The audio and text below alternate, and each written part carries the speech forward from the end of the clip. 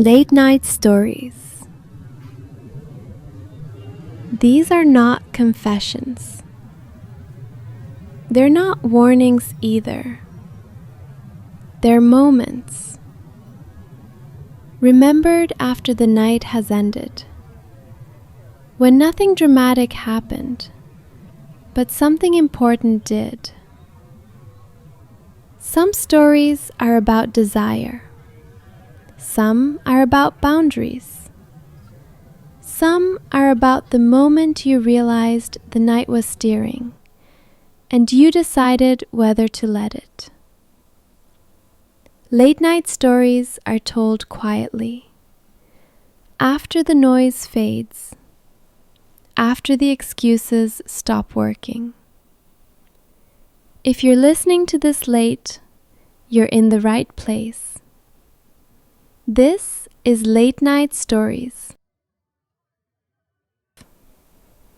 I passed Phillies, kept going past Orchid Inn, and then further down, where the street thins out and the neon stops trying so hard. That's where she was, not fully in the light, more like a shadow with a shape. She spoke first. Nothing clever, nothing rehearsed.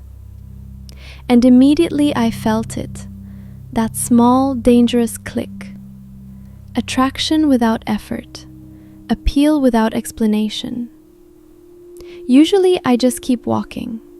A nod, a half smile, a wave that says, "Not tonight."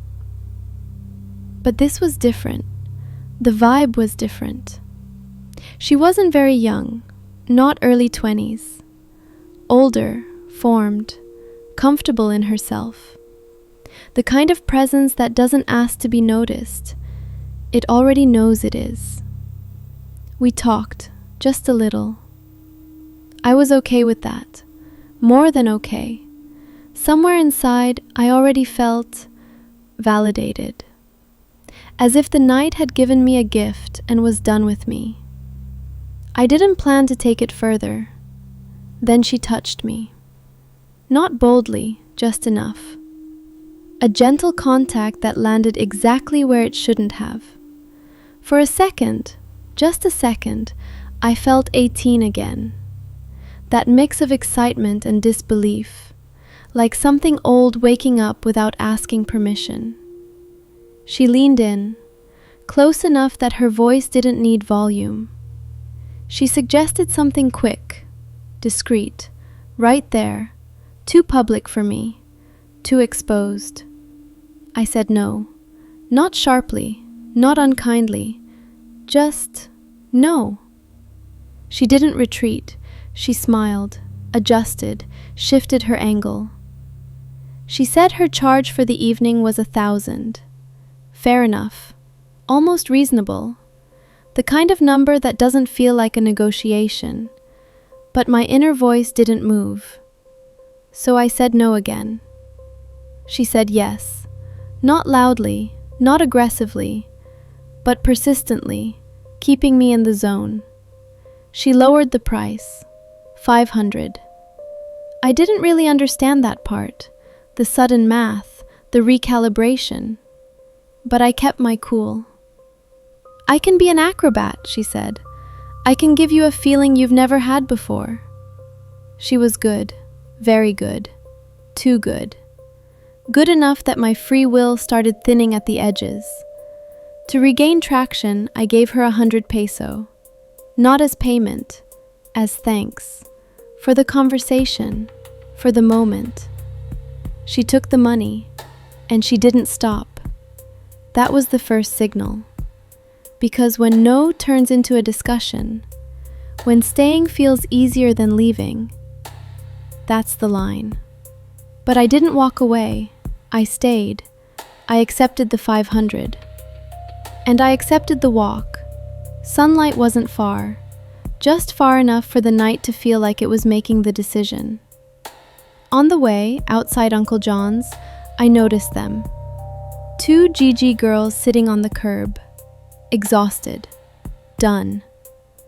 I'd seen them circling for hours earlier. Now they just looked up, surprised. A ladyboy walking past them with her catch. Me.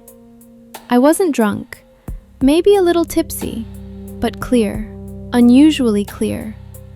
I felt like something new was about to be presented to my life. And I wasn't wrong. At sunlight, I paid the $299 for the room. I remember it clearly, because I had already told her I only had $1,000 on me. A small lie, a careful one. Sunlight isn't the Hilton. Thin walls, hard edges. That would matter later. We entered the room, and we did what most people do in rooms like that. It was pleasant, not overwhelming, not disappointing, just fine. When we were done, she asked me to lie next to her, so I did. And then it came, the ask. Careful, soft, almost cute. She needed 3,000 pesos, house rent, urgent, or eviction. She said it gently, repeated it quietly. She mentioned, more than once, that she was known around here, that sunlight could be a hard place to be, not a threat, but not one either. And suddenly the room felt smaller. That's when I understood. Sometimes the danger doesn't come before the intimacy. Sometimes it waits until after, when your guard is down, when your body has already said yes, and your wallet is the last thing left to negotiate. And here's the truth. If it feels too easy, pause. If you feel locked, pause. If walking away starts feeling harder than staying, that's your signal. Because walking away isn't about strength. It's about listening to the one voice that doesn't raise itself, but never lies. Hope you liked our story. If you have a true story of your own, one you feel belongs here, you're welcome to send it to us. The email is on the screen.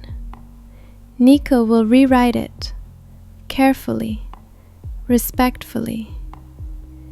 And I, Zara, will be happy to narrate it. All stories just have to be real.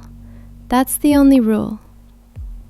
We may add a little flavor, but never too much. Late night stories aren't about perfection. They're about honesty and timing. Let's see how it goes. Nico-Cine is an indie channel, so where things end, well, time only knows. Thank you for your time and your attention. Good night to all you night prowlers in the neon jungle.